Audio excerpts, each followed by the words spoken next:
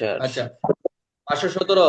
এই অনীহা করেন না, অনেকে এখনো 10টাই বাজে নাই, সবাই মাথা গরম হয়ে গেছে।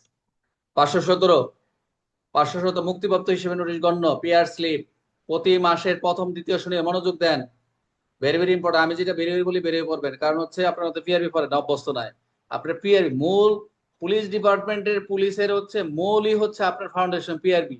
আর আপনি পিআরবি রেখে পেনাল কোড, সাক্ষ্য আইন, কার্যবিধি নিয়ে সব ধরাইতেছেন, যেখানে হচ্ছে আপনার কোনো আপনার আপনার পানিশমেন্টও দিতে পারেন না, আপনি বিচার করতে পারেন না, আপনার অনুসন্ধান মানে আপনার কোনো কার্যক্রমই নাই, আপনি ওগুলো নিয়ে দৌড়াচ্ছেন। কারণ হচ্ছে পরীক্ষা তো ওগুলা থেকে, পরীক্ষাতে প্রশ্ন আসে, কিন্তু কথা হচ্ছে আগে হচ্ছে বেসিক দরকার হচ্ছে পুলিশের এই পিআরবি। যার যে যতক্ষণ পিআরবি ভালো পারবে, তার ভিতরে অনেকটা দখল চলে আসবে। তাহলে এই মুক্তিপ্রাপ্ত নোটিশ হিসেবে এই পিআর স্লিপ মুক্তি, ওই যেটা আমরা দেখলাম 501, 517 এখন দেখতেছি, যেটা হচ্ছে 397 বলছে, যেটা পিআরবি 397 কিনা ভুল বলতেছি নাকি, 397 না? স্যার 397, ঠিক আছে। আচ্ছা, আচ্ছা ঠিক আছে। তাহলে পিআর স্লিপ মুক্তির নোটিশ হিসেবে গণ্য হবে এই হচ্ছে 517। তো এখানে বলছে প্রতি মাসের প্রথম এবং তৃতীয় শনিবারে নিম্নোক্ত পিআর বন্দীদের পিআর স্লিপ জেলখানা থেকে সংগ্রহ করবে। যে পিআর যখন করবে, এই পিআর স্লিপটা জেলখানা থেকে সংগ্রহ করবেন করে পরবর্তী পাক্ষিক অর্থাৎ হাফ মান্থ, পাক্ষিক মানে যে মাসে 15 দিন, এবং যাদের মুক্তি দেওয়ার কথা, এবং পূর্ববর্তী পাক্ষিকে যারা জেলে মৃত্যুবরণ করছে, এদের দণ্ডপ্রাপ্তির স্থান বা স্থায়ী বাসস্থান যেখানে হোক না কেন, PR slip jail parade report প্রস্তুত পুলিশ অফিসার কি করবে, কর্মকর্তা সংগ্রহ করবে। এবং এই পিআর কনভিট এবং পিআর স্লিপকে রিলিজ নোটিশ হিসেবে গণ্য করা হবে। আই রিপিট, দেখেন, মুক্তিপ্রাপ্ত প্রশ্ন আসছে যে মুক্তি নোটিশ কাকে বলে। পিআর, এটাই পিআর কেই বলা হচ্ছে মুক্তি নোটিশ, যেখানে পিআর কনভিক্ট যারা হবে। আর পিআর স্লিপ কে বলা হবে রিলিজ নোটিশ, মুক্তি মুক্তির নোটিশ বলা হবে। মনোযোগ দেন ভালো করে। যেখানে হচ্ছে যদি পিআর স্লিপ যদি সময় মতো না পায়, তাহলে কি করবে, যদি নির্ধারিত যদি এই সময় মতো যদি এই পিআর স্লিপ না পাওয়া যায়, তাহলে পুলিশ সুপার বিষয়টি জেল সুপারিনটেন্ডেন্টকে অবহিত করবে যে সময় মতো পাওয়া যায় না। আর পাক্ষিক তালিকায় যে 15 দিন পর যেটা, পাক্ষিক তালিকায় যদি কোনো অন্তর্ভুক্ত যদি কোনো বন্দী না হয়, সেক্ষেত্রে পিআর স্লিপে কোনো কারণে পাক্ষিক ব্যাচে অন্তর্ভুক্ত করা হয়, পরবর্তী ব্যাচে পাঠানোর আগে সে তাদের মুক্তি পাওয়ার কথা লিখতে হবে। এবং জেল কর্তৃপক্ষ বিলম্ব না করে সরাসরি এসপি নিকট এই পিআর স্লিপটা পাঠাবে।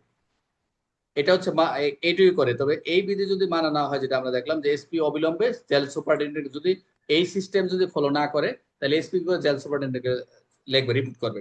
এই রিপোর্টের একটি অনুলিপি copy deputy inspector general CID তেও পাঠাবে, কারণ এগুলো হচ্ছে সিআইডির অন্যান্য সংস্থার সাথে কার্যক্রম, তো কার্যক্রম, এই জন্য এই রিপোর্ট গুলা দিতে হয়।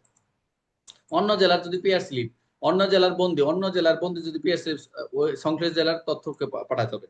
এবং সেটা বিবরণ 84 8 নম্বর কলামে লেখা থাকবে। এই কলাম টলাম এগুলো পরীক্ষা তো লেখার দরকার নাই, আমি শর্ট করে লিখে রাখছি যে পিআর স্লিপ কি, পিআর স্লিপ পাওয়ার পর করণীয় কি, একদম শর্ট করেছি। অন্যান্য গাইডে একদম জিডি করবে, জিডি নোট দিবে, এত কিছু রেজিস্টার মেনটেন, থানা রক্ষিত রেজিস্টার মেনটেন করবেন। এখন আপনার জিডি ধারা লেখেন না লেখেন, সবসময় যে আপনি ধারা লিখে মার্ক পাবেন, কিছু কিছু প্রশ্ন আসবে আসবে যে চার্ট অফ এভিডেন্স কি, ধারা নাই, বিধি নাই, ওইভাবে লিখতে হবে। এইরকম প্রশ্ন, কিছু প্রশ্ন আপনি নিজে থেকে লিখবেন স্পষ্ট করে, যে জানার জন্য, আর কিছু না। তাহলে মুক্তির 1 সপ্তাহ পর থানার অফিসার রিপোর্ট করবেন। এবং এই যে এরা এই যে যখন তারা মুক্ত হবে, থানার অফিসার ইনচার্জকে রিপোর্ট করবেন যে মুক্তিপ্রাপ্ত বন্দী বাড়িতে ফিরে এসেছে কিনা। এই যে এগুলো করার তো উদ্দেশ্য রয়েছে, এই মুক্তিপ্রাপ্ত বন্দী বাড়িতে, এগুলো কিন্তু আমাদের একটা সার্ভিলেন্স, কিন্তু আসলে আমরা কি থানা এলাকায় আদৌ কি করি বা আমরা কি দেখছি? কিন্তু থানা লেভেলে অনেক কাজ, যে মুক্তির 1 সপ্তাহ পর থানা অফিসার রিপোর্ট দিবেন যে মুক্তিপ্রাপ্ত বন্দী বাড়িতে ফিরে এসেছে কি নাকি আগে এরকম আকাম করে বেড়াইতেছে। জামিনে মুক্তিপ্রাপ্ত পিয়ার বন্দী, জামিনে মুক্তিপ্রাপ্ত পিয়ার বন্দির ক্ষেত্রে গিয়ে যেসব পিয়ার বন্দি জামিনে মুক্তি পাইছে, সেগুলো জেল সুপারিনটেন্ডেন্ট পিয়ার স্লিপে এসপি নিকে পাঠাবে যে এরা জামিনে আছে। বন্দি পুনরায় কারাগারে গেলে এসপি সেই স্লিপ পুনরায় জেল ফেরত পাঠাবে, যদি পুনরায় যদি আবার জেলে পাঠাইতে, তাও এটা ফেরত পাঠাবে।